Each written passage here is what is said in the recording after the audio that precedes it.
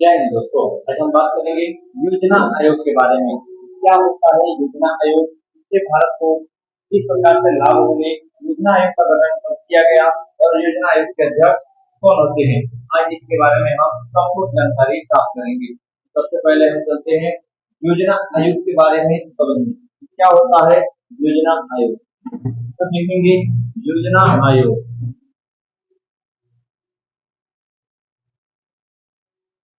योजना का अर्थ होता है प्लानिंग।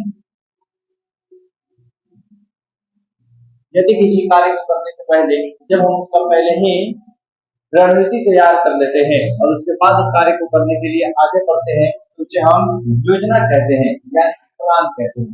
जैसे अगर हम कहीं घूमने फिरने जाते हैं या हमारे यहाँ शादी समारोह या अन्य किसी प्रकार के समारोह होता है, उसको करने से पहले हम सारी रणनीतियाँ तैयार कर लेते हैं तो वो किस प्रकार से होगा, उसकी सारी व्यवस्थाएं कर लेते हैं पहले ही और उसके बाद से हम उस काम में लगते हैं।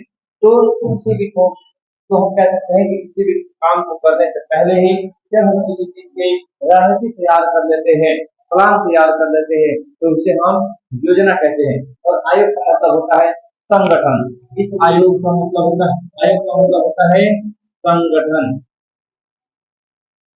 यानी कि इस प्लानिंग के ऊपर जो लोग संगठन बना कर कार्य करेंगे उसको हम क्या कहेंगे, आयोग कहेंगे। यानी कि योजना आयोग, योजना आयोग जो प्लान के ऊपर काम करता हो, जो संगठन पहले योजनाओं को बनाता हो, रणनीतियां तैयार करता हो, उसके बाद से उस काम को आगे बढ़ाने का काम करता है, उसे योजना आयोग कहा जाता है। योजना आयोग, योजना आयोग की शुरुआत भारत में, योजना आयोग की शुरुआत 1950 में हुई। भारत के अंदर योजना आयोग की शुरुआत 1950 में हो जाती है, क्योंकि 1950 से पहले जब हमारा देश आजाद हुआ था 1947 में, 15 अगस्त 1947 को, तो अंग्रेजों ने भारत को इस हालात में छोड़ करके गए हुए थे कि भारत की अर्थव्यवस्था काफी निम्न थी। इसके साथ ही भारत के अंदर खाद्यान्न की सुविधाएं नहीं थी, लोगों के अंदर व्यापक पैमाने पे बेरोजगारी, महामारी, बेकारी जैसी समस्याओं से जूझ रहे थे। तो इस हालात से निपटने के लिए 1950 में एक आयोग का गठन किया गया जिसका नाम था योजना आयोग। तो देखेंगे योजना आयोग, इसके अध्यक्ष होते हैं, योजना आयोग के, योजना आयोग के अध्यक्ष प्रधानमंत्री होते हैं, प्रधानमंत्री होते हैं। तो उस समय के प्रधानमंत्री जवाहरलाल नेहरू,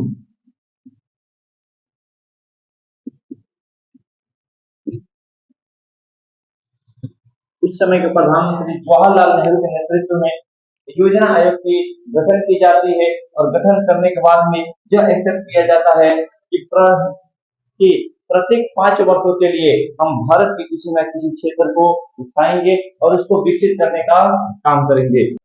इसे पंचवर्षीय योजना के नाम से भी जाना जाता है। पंचवर्षीय योजना यानी कि 5 साल के लिए प्लानिंग पहले ही कर लेना, 5 ईयर प्लानिंग के नाम से भी इसे पुकारा जाता है।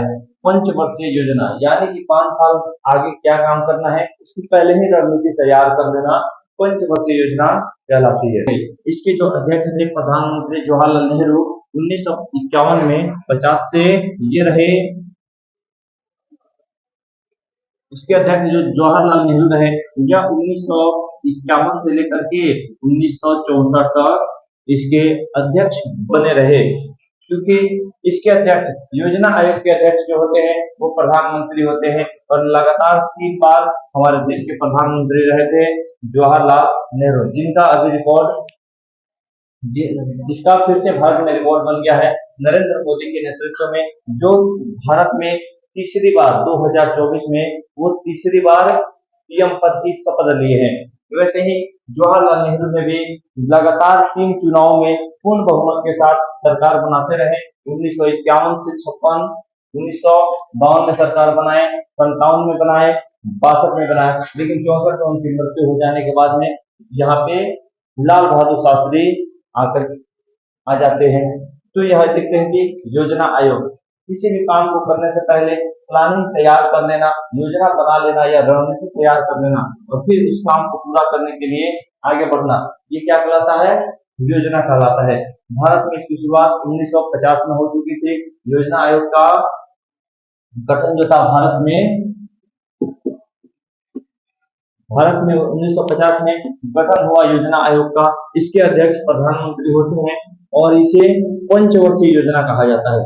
पंचवर्षीय योजना यानी कि 5 साल के लिए, 5 वर्षों के लिए योजना तैयार की जाती है। योजना तैयार की जाती है। भारत के अंदर प्रथम पंचवर्षीय योजना 1951 से 1956 तक चला था। भारत के अंदर पहली पंचवर्षीय योजना जो थी ये 1951 से लेकर के 1926 के बीच में चलाई गई थी, क्योंकि भारत के अंदर खाद्यान्न की चलाई गई थी, क्योंकि भारत के अंदर खाद्यान्न की काफी ज्यादा कमी थी, क्योंकि आजादी के बाद भारत के अंदर इतनी उपज नहीं होती थी, क्योंकि लोगों के पास इतना पूंजी नहीं था, इतना टेक्नोलॉजी नहीं थी और इतना ज्यादा उनके पास आय नहीं था कि वो क्या कर पाए, वो अच्छी तरह से कृषि में वैज्ञानिक उपकरणों का प्रयोग कर पाए और कृषि को काफी व्यापक रूप से फैला सके। यही कारण था कि 1950 से पहले जब देखते हैं तो भारत भुखमरी, बेरोजगारी, गरीबी, महामारी जैसे असुविधाओं का मार झेल रहा था। लेकिन 1951 के बाद में जब ये योजना आयोग ने गठन किया गया और 1951 से जब चलाया गया योजना आयोग, तो पहली पंचवर्षीय योजना में कृषि को रखा गया। पहली पंचवर्षीय योजना में कृषि को रखा गया, क्योंकि इतने बड़े भूभाग के ऊपर सबसे पहले इतने भूभाग के ऊपर रहने वाले लोगों को भोजन उपलब्ध कराना बहुत आवश्यक था, क्योंकि उस समय भारत की इतनी खपत नहीं, इतनी अनाजों का उत्पादन नहीं हो पाता था कि भारत अपने देशवासियों का भरण पोषण कर सके। तो इसके लिए हमारे प्रधानमंत्री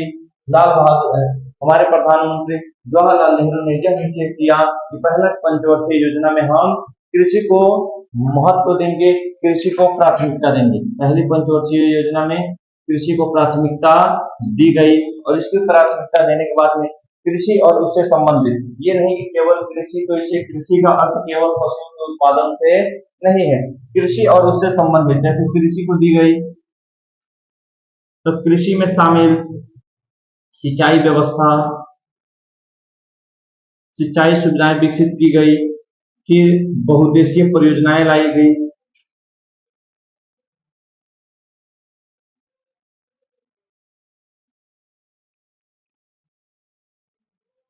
बहुउद्देशीय परियोजना शुरू की गई, फिर मत्स्य पालन,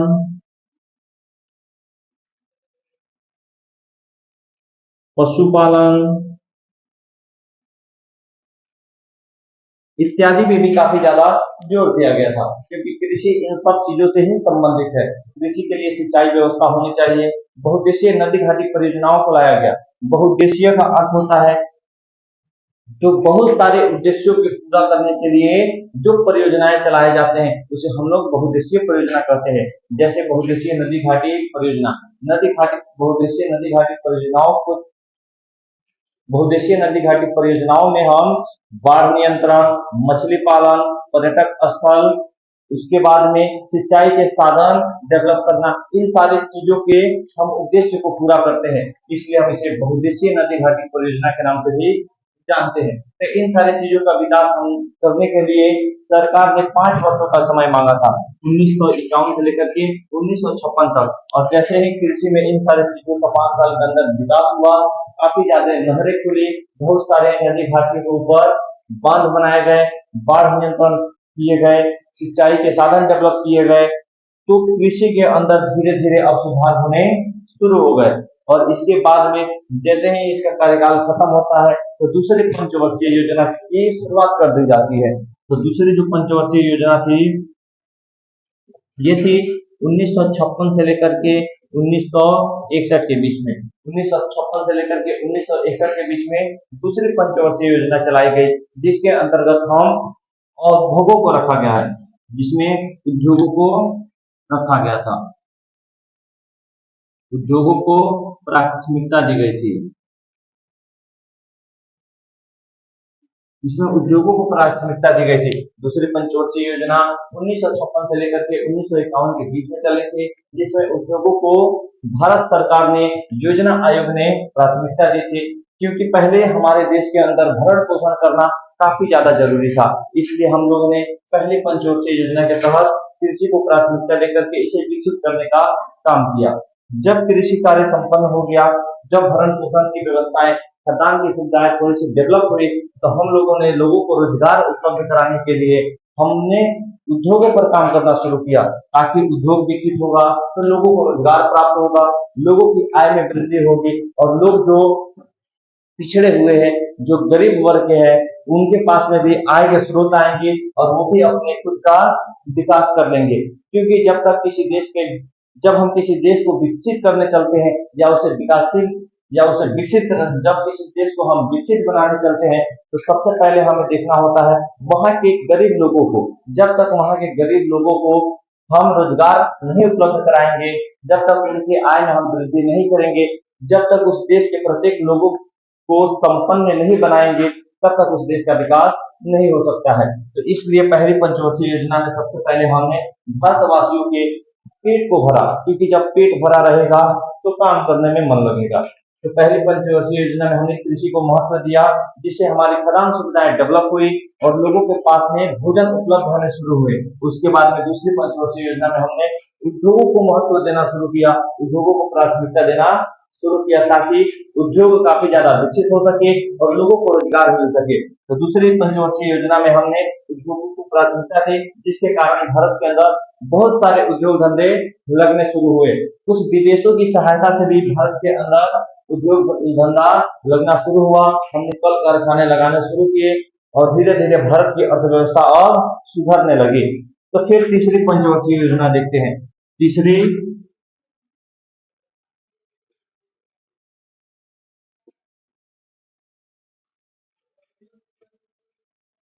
तीसरी पंचवर्षीय योजना की अवधि 1966 से लेकर के 1961 से लेकर के 1966 के बीच चलाई गई थी। इस पंचवर्षीय योजना में कृषि एवं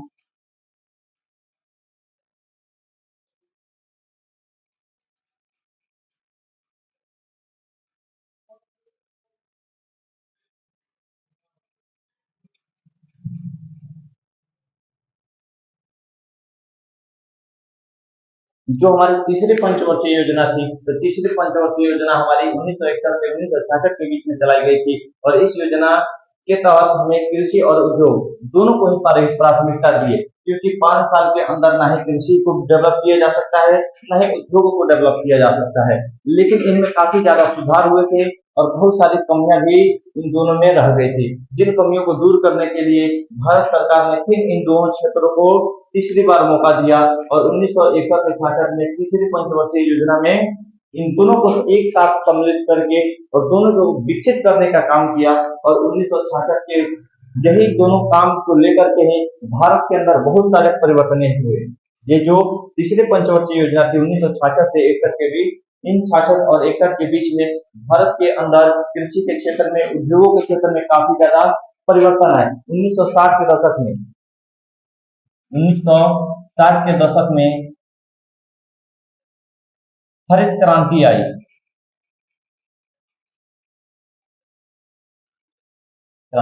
हरित क्रांति आई। क्रांति का अर्थ परिवर्तन होता है। क्रांति का अर्थ परिवर्तन होता है।